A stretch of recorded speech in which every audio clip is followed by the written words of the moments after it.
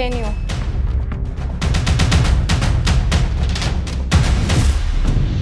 কি ব্যাপার? আমি তোমাকে কতবার বলেছি আমি আসলে তুমি বেডে থাকবে না? এই কি প্রবলেম তোমার? হ্যাঁ, আমি তো তোমাকে প্রবলেমের কথা অনেক আগে বলেছি। এই বিয়েটা না আমার ইচ্ছে হয়নি। তাহলে কে বলেছে তোমাকে বিয়ে করতে? মানা করে দিলেই পারতে। আমি বাবাকে মানা করেছিলাম, কিন্তু উনি আমার কোনো কথাই শুনে নাই। তাহলে কে বলেছে তোমাকে বিয়ে করতে? বিয়ের আগে তুমি আমাকে সবকিছু বলে দিতে। কে শোনে কার কথা? মাহি, এখানে শুধু তোমার লাইফ নষ্ট হচ্ছে না, সঙ্গে আমার লাইফটাও নষ্ট হচ্ছে। আরে আমি তো ভেবেছিলাম আমার বউ আমাকে ভালোবাসবে, আদর করবে, এই সংসারটাকে নিজ হাতে সামলাবে ভালোবাসা দিয়ে। কিন্তু কই, কোনো কিছুই না। 6টা মাস হয়ে গেল, এখন পর্যন্ত তুমি আমার সাথে ভালোভাবে কথাই বলো না। শোনো, আমি ভালোভাবে কথা বলিনি আর ভালোভাবে কথা বলবোও না। আচ্ছা, তুমি আমাকে সত্যি করে বলো না কেন যে তুমি কি চাও? সত্যি জানতে চাও? তোমার সত্যিটা জানতে হবে? তাহলে শোনো, আমি না অন্য একজনকে ভালোবাসি। বাবা তাকে মেনে নেয়নি, জোর করে তোমার সাথে বিয়ে দিয়ে দিল। জানি না বাবা তোমার মধ্যে কি দেখছে। বাবা বিয়েটা দিছে তার ইচ্ছায়, কিন্তু জীবনটা না আমার। তাই আমার যেভাবে ইচ্ছা আমি ঠিক সেভাবেই চলবো। আর তুমি না আমাকে টাচও করতে পারবে না আমার ইচ্ছার বিরুদ্ধে। আমি জানি যে তোমার ইচ্ছার বিরুদ্ধে আমি তোমাকে টাচ করতে পারবো না, কিন্তু এই ব্যাপারগুলো তোমাকে আমার আগেই বলা উচিত ছিল। যাই হোক, তুমি কি এখনো ওই ছেলেকে ভালোবাসো? হ্যাঁ। আর ও? আমার বিয়ে হয়ে যাওয়ার পর ওর সাথে আমি আর যোগাযোগ করিনি, কিন্তু আমার বিশ্বাস ও আমাকে এখন অনেক ভালোবাসে। ঠিক আছে, তাহলে তুমি যাও।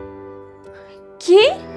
হ্যাঁ, দেখো, আমি এটা ভেবে এতদিন তোমার সাথে ছিলাম যে আজ নয়তো কাল, কাল নয়তো পরশু আমি তোমার মনে জায়গা করে নেব, তুমি আমাকে ভালোবাসবে। কিন্তু আমি ভুল ছিলাম। যেখানে তোমার মনে অলরেডি একজন জায়গা করে রেখেছে, সেখানে তো আমি আর জায়গা করে নিতে পারবো না। তাই আমি সিদ্ধান্ত নিয়েছি যে আমি তোমাকে তোমার মতো করে মুক্ত করে দেবো। তুমি যাও, আমি আজকেই উকিলের সাথে কথা বলে ডিভোর্স লেটারের ব্যবস্থা করে ফেলবো। Thank you so much.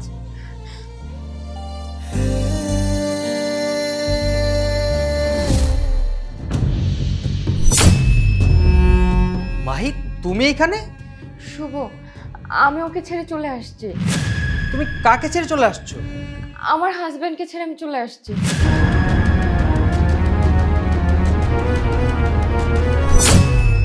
ওকে?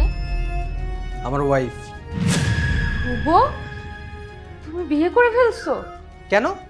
তুমি বিয়ে করতে পারো, আমি বিয়ে করতে সমস্যা কি? তোমার বিয়ে করার 1 মাস পরে আমি বিয়ে করে ফেলেছি। শুভ, আমি আমার হাজবেন্ডকে ছেড়ে সবাইকে ছেড়ে তোমার কাছে চলে আসছি। এই, তুই কি চাস? হ্যাঁ, এখন তোর জন্য আমি আমার বউকে ছেড়ে দেব? না, কখনোই না। তুই এখন এখান থেকে যা তো যা।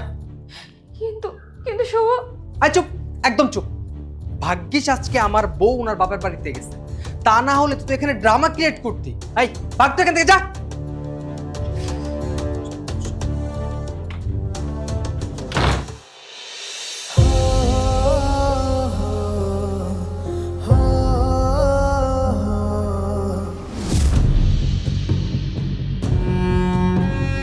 আরে ভাবি, আপনি? তোমার জন ভাইয়া কোথায় আছে বলতে পারো? ভাইয়া তো 1 মাস আগে ফ্ল্যাট বিক্রি করে চলে গেছে।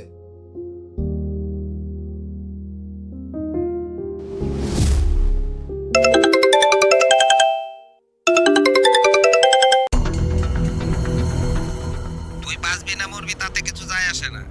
তুই আমার মান সম্মান সব জলে ডুবিয়ে দিয়েছিস। তোর মুখ যেন কোনোদিন না দেখি। এই জন্যই বলে, আমরা জীবনে যদি কোনো সিদ্ধান্ত নেই, তাহলে একবারের জায়গায় দরকার হলে 100 বার চিন্তা ভাবনা করে সেই সিদ্ধান্ত নিতে হয়। কারণ আমাদের একটা সিদ্ধান্ত মানুষের জীবনকে নষ্ট করে দেওয়ার জন্য যথেষ্ট।